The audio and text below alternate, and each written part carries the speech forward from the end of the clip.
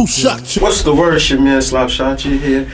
I am in the city, man. This is a very plush setting, man. And I have a very plush guy, man. Can you please let the people know who you are? Alright, peace, y'all, peace. First I want to thank Slop for being here interviewing us, because he up and coming youth in our community. I'm Gara.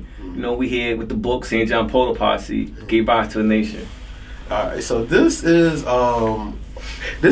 kind of crazy, man, because man, I've known you for a very long time, and who would have ever thought we would have met up? So, alright, man, so you had an office across the street from where I used to stay on Lafayette, and everything comes full circle, man. Back then, you were heavily into the music, yes, sir. And you were doing the religious books, and I'm older now. Yes, sir. So now you could probably explain to me what exactly did you have at the Purple Studios as far as the religious things and stuff like that. What was exactly going on with that? All right, cool. The Purple House of Worship was based upon a different philosophy that we founded, coming up in the hood, and one of the things about the philosophy was that we were seeing the decadence of the Islamic community, which is the Nation of Islam, the 5%ers, the different other Ansar communities that was in that area, and then we saw the Hebrew Israelites, and we saw the Christians. So we didn't want to be we didn't want to be adversaries to nobody. So we said, let's be the Purple House of Worship, because purple signifies space, but also signifies royalty and the priesthood. So we was we about the priesthood. And if we can reconcile the differences of the priesthood with the people, then we was good money. That's fine. That's fine. All right, man. So all this time, I thought you were from the start, but you were with this. You were St. John's Polo Posse. You have very deep Crown Heights roots. Yes, sir. That's a fact, man. And I got to read the snippet that you sent me, man. And your roots go back to heavy in the crack era, 1985, and all of that type of stuff, man. Can you explain what Crown Heights was like back then, man? All right, cool. All right, in 85, that was 85 kicking it live. That was the era when crack actually started booming. It wasn't, cause before that you had bass, which is a different form of crack cocaine. But it was as chemicalized. But you had it in the late 70s and early 80s, and those bass heads, that's what it's called, bass heads before it became crackheads, they weren't as bad as the crackheads. They were still somewhat controllable, but they was getting there. So at that time in '85, and I was in junior high school. So I was in seventh grade, first year of seventh grade. So at that moment, man, there was not only just the music bubbling at that time, you had Slick Rick, Dougie Fresh, All the Way to Heaven, and you had different groups. But at that moment, man, in Crown Heights, you had a new insurgence of a different culture coming in, which is the Caribbean culture. They begin to move into the community, and like me, I'm from Haiti. My family from Haiti, and you from Trinity. And if you read the snippet, it was three of us. The main three. It was me, G Light, Ms. Low, and G Life. Ms. Low from Trinity. And you're Jamaican. Yeah, I'm Haitian. Frankie Boo was Jamaican. Yeah, so Frankie Boo Jamaican, right? And Bullfrog and Baby Bull, they from St. Croix, and G Life was Puerto Rican. So all of us, we half American and half whatever we were from the islands. But the key thing is, we saw something that's prevalent today. And at that time, we was all witnessing what crack cocaine was about to do to our families. It was wreaking havoc through people's families. So at that time, man, we saw what we were doing when we were shoplifting. We said, yo, we gotta arm ourselves. And what we began to do was we began to take our clothes that we were stealing, Boostin or gin, we call it gin, and we started making the clothes become our breastplates, our helmets, our swords, our shields, our ankle boots and all that things of that nature, and it would help us to navigate the new oncoming flow of the economy of crack cocaine, that beast, the cracking. So all right, though. So St. John's Polo Posse, man.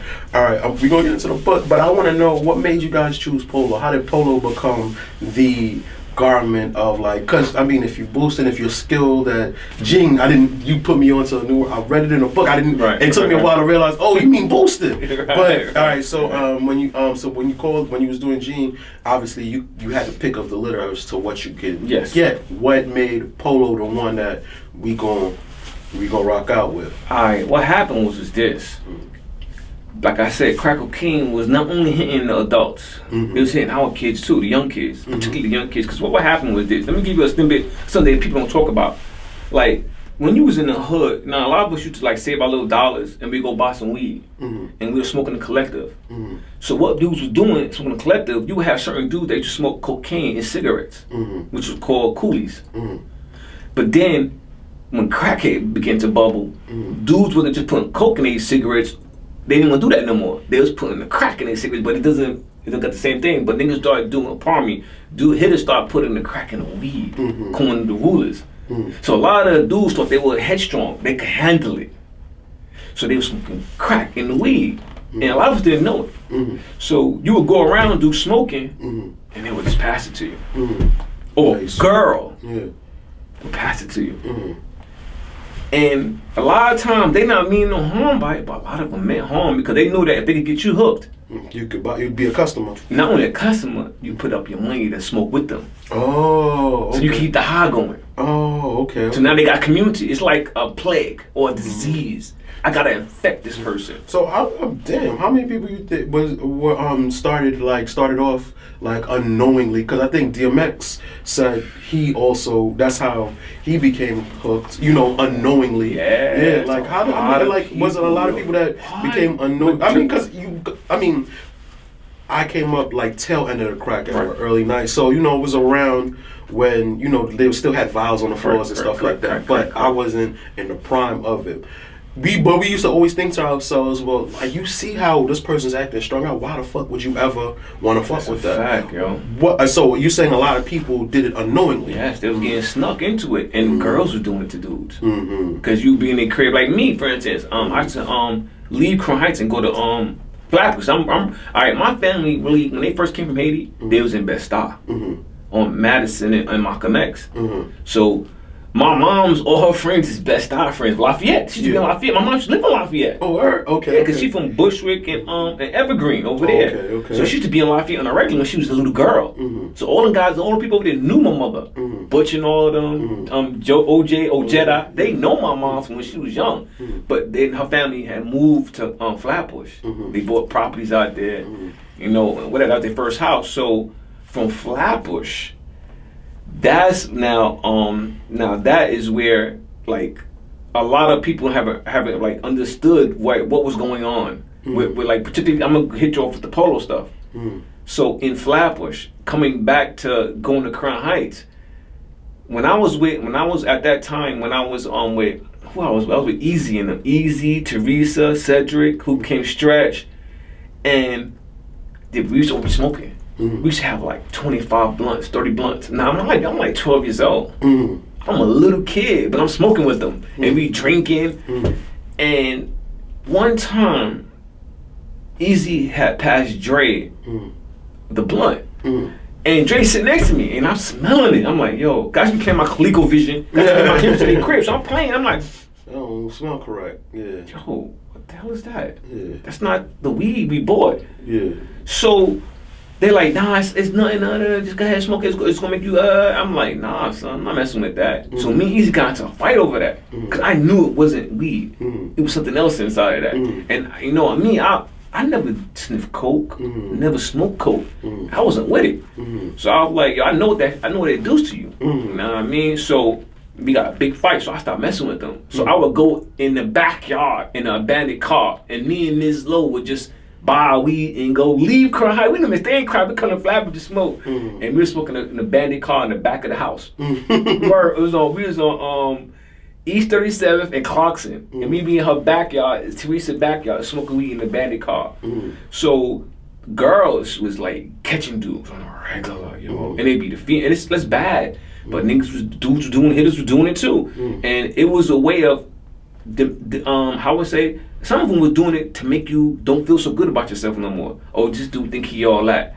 I'm hooking up on some hating shit. Yeah, on some hating shit. You know what I mean? And dudes doing that with Angel Dust too. Yeah. You know what I mean? This is something that dudes been doing. People been doing. It ain't just some new stuff. Oh no, get smoke this or use this. Try this. And you will be thinking you just doing it to get high, but and that person that's making you try it, they know what they're doing in their heart, yo. Malicious intent. What? It was demonic. Yeah, cause my mom's before we ever moved to Lafayette, she worked at St. John's. You understand what I'm saying? She worked at St. John's. The hospital. Yeah, that's crazy. That's how we moved to Bed-Stuy, cause she worked there, and so everybody know from Crown Heights or all this stuff. She was like, yo, in the '80s, you know, it wasn't a day I wasn't stepping over a body, somebody that didn't make it to the emergency room and stuff like that, you know. But you know, so it's called St. John's Polo Posse because you're from St. John's. There's obviously like a lot of legends that come from Crown Heights that we know that were deep in the game. But your thing was G, like you said, and boosting and stuff. When did you first get hip to the boosting game? Alright, the person that told me Jen, he was from Flapper. I was the Flapper. She was like 77 during the blackout. That's when I really started Jen. Cause Miz was like, his name was Gizmo, but his real name was Michael. And his aunt is the one that made. You ever heard of a crew called Smurfettes? She made the Smurfettes. And her nephew, Michael. Were they named after Smurf Village? Yes. Oh, wow. That's Smurf Village, the cartoon. Oh, the cartoon. Okay, no, because you know we're talking Brooklyn. Yeah. For Flappers though. Her name was Antoinette Tony. Okay. And she had made a group called the Smurfettes. Okay. And her nephew was Michael. His name became Gizmo, and he's one of the leaders of the Gremlin Posse. You know what I mean? So I used to hang with him, with the Gremlin Posse. So, cause we always God Body. Before that, we was all God Body. So they initiated me God Body when I was like 6 years old. Yo, the dudes, Uni and them, they gave me vinegar to drink. Yo, a whole cup of raw vinegar to drink, and I'm like, all right. I'm God Body. I'm 5%er. And, you know, so I'm drinking the vinegar. We all the little kids drinking the vinegar, throwing up and everything, and we couldn't eat for a whole day. But we did it because we wanted to be 5%ers. So Giz, he used to take me to Flatbush. So we were going Flatbush, going towards like Dorchester, Cotillia Road. They used to have a lot of flea markets over there. And he used to be like, yo, because he was Trini. So he used to be like, yo, I know your grandma gave you like $10 this morning, right? I was like, yeah. He said, all right, we're going to go in and act like we buying stuff. But when we buying stuff, I'm going to put extra stuff in the bag. And I should be like, how you going to do that? So I'm a little kid, so I'm like, I'm following what he's saying. So we going, so he's taking these Nike sneakers, ripping off whatever. They had paper tags though. They didn't have paper alarms. So he ripped up the paper alarms, sticking them in my shopping bag. I might be walking around. So I was the apprentice at the time. He was the master. So he's teaching me this stuff. So I'm like, wow, we stole some. What have we stole? We had stole some sneakers. We had stole some a baseball glove, and we had stole something, a pump for the football. So these were the things we were stealing because this is what we were using on the block. So we would go every weekend and we would steal different things. Like we would steal like we love skates, and we used to love the precision wheel skates. So we would go to the flea market that had just the wheels. And then we go to the other one that had the ill leather tops. So we would go in there and steal and come back on the block, hook our skates up, and we'd be driving down. All of us would have blue wheel precision skates with leather boots. You know what I mean? Because one store didn't sell everything at the same time. One flea market, so we had to go to different flea markets. Place. Right. So Giz was putting me on how to G, and he would take me to the different stores. And I was already dressed because that's how I got into the Ralph Lauren. Because my aunt, she used to work at the bank down on Flatbush. And she used to always go to Macy's and buy me white polo shirts with the little horsies. So the kids on the block, cause I used to go PS 235, and they'd been the kids on the block. All the other kids I used to hang with used to go to Winthrop. So it used to be like, I got on an alligator, I got on a tiger, I got the lightning bolt, and the alligator was Azad, the tiger was Le Tigre, or Le Tigre, and the thunderbolt was Shams the Baron. So I used to be like, but I got the horsey. The man on the horse. So it's like, that ain't nothing. Because Ralph Lauren wasn't out as long as the other guys. It came out 1967, but he didn't have no shirts in 67. He didn't come out with a shirt until 1972, 73. So around that time is when I was wearing the polo shirt, because he made it for women first. He didn't make it for men. it was for the women. And then like in 74, 75, it was for men. So a lot of people don't even know that part. How on the game. Yeah, so, and the reason why I picked Ralph Lauren, particularly is because one day, we was in King Plaza, which we call KP, Mills Basin area. Yeah. So we was out there GN, a whole bunch of us. And at that time, like I said, you couldn't really discern who the crackheads were either. Because they were smoking wools. They weren't smoking just regular with the pipe. It was no glass dick shit. You know what I mean? So if you ever hear a nigga say you live in a glass house, I mean, now is a different term, but it meant that you smoking that crack. You smoking crack in the pipe. But now the glass dick is your phone, fucking TV. That's the glass dick now. That's crack. That's the new crack. People don't even realize that. But anyway, we used to go to Mills Basin. So one day we was out there GN. Yo, we had wreck Macy's, we wreck Herman's, we had wreck what store? We had wreck Mount Modell, we had wreck KB&G Toy Store, and we had came outside and we'd go by. Cause in order to get Toys R Us, you had to walk like a half few mile. blocks Hell yeah. So we had walked back that way, and we had climbed over the gate where the boats was at. We stashed our clothes. So we cleaned back over the gate, went back into the store, cause we was gonna go to Miss Phil's, cause Miss Phil's cookies.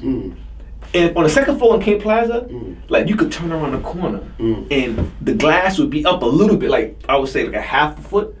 You could stick your arm in it and grab the cookies. Oh wow! Yeah, so we was like going to get some cookies. You know what I mean? So we go back, cookies and some, and we used to boost pet stuff for our dog. We had pit bulls too. So we was in there so we come outside. You said, yo, where everybody at? Where Lad? Where Pedro at? Where Diesel at? Yo, where the dudes at? They all was gone. The older kids. Now these kids, like we was like 13, 12. So the other kids were like around 18, 19. So, you know, they'll be our strong arm, make sure nobody mess with us. So we like, yo, where they at? They all was gone. So we said, all right, let's go get our stuff and leave. So we going down toward the rest. So we climb over the gate, everybody watching. Come back over. I said, yo, the stuff is gone. Niggas was like, what? It's gone? Yo, I'm fuming, yo. I just like, yo, all right. So we walking back. I'm like, yo, fuck that. If you ain't, yo, you know what? Nah, this is changing now. From now on, yo, what clothes you like, Bullfrog? He was like, I don't know, he was indecisive. So I said, yo, G, like, what you like? He was like, yo, I like, I think he said Swatch or some shit like that. Miz was like Izod. He always loved Lacoste. And I was like, nah, nigga, from now on, Polo. That's what we wearing. If you wearing Polo, you can't hang with us no more. I don't give a fuck who it is. I'm gonna cut you if you hang with us. I'm dead ass serious about that. So they was like, nah, Bullfrog, he's old, Bullfrog older. He's like, nah. But you know what? You're right. Polo was better than the rest of that stuff. And Baby Bullfrog was like, nah, what about Nautica? And so we going back and forth, and I was like, yo, it's my word, niggas, we wearing Polo, and that's it. And they were like, all right, cool, we wearing Polo from now on. But we didn't have a name yet. We made the uniform first. You know what I mean? So from that point on, we just wearing Polo. And we did that to alienate those other boosters that was dirty. You ever heard the Wu-Tang record wearing the same damn blow sweater? We didn't want those guys with us. No, you had those guys that wore the same sweater every day. Then you had the guy that always drink a lot, smoke a lot, never brush his teeth. Wake up early in the morning, first thing he would do is smoke, come outside. Go brush your teeth, go wash your face, go shave. Go get a haircut. They, at that time, a lot of kids didn't have refinement. And remember, I'm a God body, and I came from a Haitian background, so we was always into, like, I would get spanking if my breath was... If you ain't wash up correctly, My neck dirty? My ears stink? Come on, my grandma would spank me, get the switch. What? Gregory, what's wrong with you? I'm gonna go bathe. You know, I'm gonna have to go jump in that bathtub real quick, but a lot of kids didn't bathe. So, but that's part of you seeing the American kids and the Caribbean kids clashing. The families were clashing. So that's where, but that also is where the deterioration of the watch out for my child come to play. The village. Right, village destroyed because they allowed the Caribbeans to come in. And the Caribbeans had a different view of culture, food, the Bible. Even though both was Christian. But the way they were Christian was different. One had, you would say, Rastafarianism. The Americans didn't have none of that. The most they had was Nation Islam or God body. clash. The way to dress. One would want to wear slacks, clocks. You know what I mean? And different, you know what I mean, ways of walking. Just the style, the etiquette was totally different. It was clashing. So at this moment, so now I get back on the block. So we on the bus, the 46 bus. The 46 bus would take you from King Plaza back to but it didn't go in Utica. Yeah, but it didn't go to Utica. It didn't go to by stop like I do now. Oh, it stopped. Nah, it stopped at Schenectady. Oh. In St. John. Oh, wow. It started on St. John Schenectady and it ended on St. John Schenectady. I didn't know that. Yeah, they changed it and put it on back to Utica. They put it on Utica. Yeah. It hit Utica on Empire. Yeah. No, not Empire. I'm sorry. Yeah, Empire. Yeah, because it was going on straight to Schenectady. I know because certain when I was growing up, some of them used to just stop there. I used to be the last stop for someone. Right. So that I know. Right. So now I'm on the block. So I already know what group took my stuff. So it was the older heads. Yeah, so I'm running after them. I'm running them down. I'm running to each one of them until they told me who got it. They was like, yo, La took it. I said, word. And we knew he was notorious for smoking. Yeah. He smoked your shit? Yeah, he smoked it. Yo. But I smoked him too. Yo, that was like, and mind you, I'm like 13. He's like around 18, 19, 20. He's between 18 and 20. Yo, I beat the living heck out of him, yo. Literally beat the living heck out of him. And from that point on, we was looking for a name. We already got the outfits and uniforms. And it reduced the amount of people that used to hang with us though. So it was only like 4 of us, 3 of us. And then it was like 5 of us. No, 5. It was me, Mizlo, G-Life, Bullfrog, and Baby Boy, and that was it. Because no one could hang with us. Because if you did hang with us, like I said, you had to change your clothes now. You had to go wash. You had to go clean. And we would come in your crib to make sure. You had to take your clothes to the laundromat. Yeah. You had to put your clothes in the cleaners. And that, a lot of them, they didn't want that. They didn't want no one to be have rulership over them. They didn't have no, what they call it, they didn't have to be codified. They didn't want no rules of organization. But we wanted rules. So, you know, from that point on, that's when we started wearing low all the time. Yeah, oh man. So, how come you, what you call it? All right, so as for you guys, how come you guys never decided to like connect with lowlifes? It wasn't low lives at that time. Oh. Low lives came like, you say like 1989, 90. But if you see like the low life movement, they always talking about 88. See, that's where Frankie Boo come in. Because Frankie Boo the Jamaican youth. Yeah. Like his cousin, Big Boo, he represents the organization ULL, which I'm also a member of as well too. ULL, Universal Low Lives. So Big Boo, I think first of all Frankie told me, he had said that he put Big Boo put him under the wing and was like, yo, stop going, could be like on our side of the block in St. John Troy, yo, a lot of us was, how you say, high-headed. We love to fight and go to war. So Frankie was with us when we used to rob. We used to rob a lot. Snatch diamonds, go to the diamond district, snatch diamonds, snatch your pocket, snatch chains, snatch earrings. That was the thing we were doing. And that was regular, but snatch, and snatch your pockets was like the easiest thing to do. Giz told me that. So that was something that was done on a regular, but you would get mad time.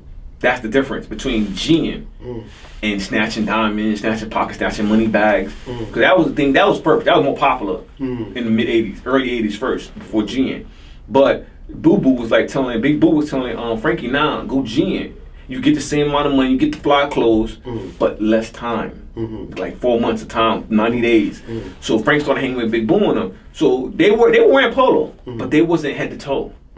So Frankie, after a while, he started hanging. Matter of fact, me and him got caught the same day in A&S. I went to Gene with somebody. Where's that? Downtown. A&S Macy's now. Okay. It should be A&S. Okay. Back in the day, it was A&S. So I went Gene with Winkham from Kingston and St. Mark's posse. That was another prominent Boostin posse. We went with them. So we with them. I'm with Little Winkham because me and Winkham always change clothes. Like I would G something and I like it. Me and him would make a decent exchange. Oh, y'all was border and shit. Yeah, that's fine. Regular, yo. He was in the same junior high school, 390. Yeah. So Frank had went Gene with some girl. I don't know who the girl was. All I know was I was coming out of NS with a Pacific Trail. Yeah. That was a PT coat. Yeah. Very popular. It was a vest. So I got my CB over my Pacific Trail vest. I had the vest, the collar tucked in. So I'm walking out the store. ANS, the D grabbed me. Boop. I'm like, oh man. So he brought me in the back. Guess who I seen in the back? Frankie Boo and the girl. I'm like, oh! He like, yo, what up, son? And we both got back from that day. P was earning their check that day. Yo, yeah. Yo, from that day, Frank was like, yo, he would come to my house every day at 7:30 in the morning. And this is how the low life got their pivotal moment. Not the name, but the movement of how they was organized. Because Big Boo and them dudes that was helping Frankie Boo get on, they didn't like the little kids on their block. They didn't never teach the little kids on their block how to really move the way they was moving. They were just fronting the little kids on their block. What Frank was doing was, he would be like, he'll come to my crib, he'll get me, we'll go through 90, smoke a little weed, whatever. And then we'll meet up with G Life and Ms. Low, because they were still in 290. We would get them and Bullfrog and Baby Bull, and we'll go all the Utica and St. John with Frankie. He plugged us into them dudes. Because there's different St. John's. St. John's in Troy, but then you got St. John Utica. Okay, so y'all was as divided as a star. Yes, we was divided. We was definitely divided. We hated each other. Word? Y'all did? Oh, man. So where did Albany fall into this? Albany Projects. Yeah, where did he hated them too. Because we used to fight. And the reason why we... I read that in a book, like y'all was... At first we didn't. Before the school opened, it was a school called 390, I-390, Maggie L. Walker. Before that school opened, we was tight with Albany Projects. Because we used to hang in Albany. We used to go in the circle and play football with them on a regular. Yeah. But once that school opened, it was just too much competition. Too much competition. And it was like, because they were the projects, the Plexo, they wanted to dominate the school. And our little block wasn't having it. You know what I mean? Then you had other blocks that wasn't having it. You had the dudes from Nostrand and Bergen. You had the dudes from New York and Bergen. You had the dudes from New York and St. Mark's. You had the dudes from St. John and Rogers. St. John and Nostrand. It wasn't having it. This really sounds like the style. Like, like I'm from the style. And so, Bed-Stuy is so like internationally known and stuff like that. People think like the style is just the style. But I'm like, nah, as I've been around, nah, like, and they ain't patching, patching ain't really Howard, you get what I'm saying? Patching and Gage do not mess with Nostrand and Gage. You see what I'm saying? Yeah. Facts, so to hear how divided, I'm like, oh, y'all was just like us. That's a fact. So let's get into the book, man. Let's get into the book. I think this was a big introduction into the book and stuff like that. But what brought about the book? All right, cool. The purpose for the physical book was this. The purpose of worship. At that time, I was trying to finagle a way to reach the youth. And not realizing I had already reached the youth. How was that? It was the Polo Posse. Why is that? Is because, my idea and the philosophy in the book to overshadow the stories was this, that there's a story in the Bible, in the book of Daniel's. There was Daniel the prophet, then you had this king called Nebuchadnezzar. Like, in the Matrix, Nebuchadnezzar's ship? Nebuchadnezzar, that's from Daniel's That's right. the Lions Den. That's right. Okay. And he was the king that put Daniel in the Lions Den because he didn't want to convert. King of Babylon. Right, King of Babylon. We in Babylon. So in that book, it says that the king had a dream. It was him or his son. But the point is, one of them had a dream. And in the dream, there was a giant. And the giant's feet was made of the mud. The legs, I think, were lead or bronze or iron. The top of the body, the body torso, I think, was silver. And the top part was gold. So that represents all the four elements. And it also represents the ages of civilization. The gold age, silver age, bronze age, bronze age, and you got iron age. The different ages. And then you got mud, which is like the gathering hunter community, supposedly. So the Most High, or the Great Spirit, in the book of Daniel, which they would call Yahibahi or Jehovah, Yeshua. Jehovah. Yeshua, Jesus, but I said it wrong. But Yahweh, it says that there was a mountain, and the tip of the mountain was hewed with no hands, meaning that somebody cut the mountain tip, took it, and threw it at the statue, and crumbled the statue. That's how I'm looking at our life, coming from St. John. Like you just said, your mom's worked at what hospital? St. John's. See what I'm saying? It's a connection. Yeah. There's a hands that are molding us, like rough rocks, into perfect pictures and images. But yet, it takes time for you to see it. That we were actually a holy people now. And there is a creator molding us, spirit molding us, informing us, and fashioning us. So I put this book together so people can see that.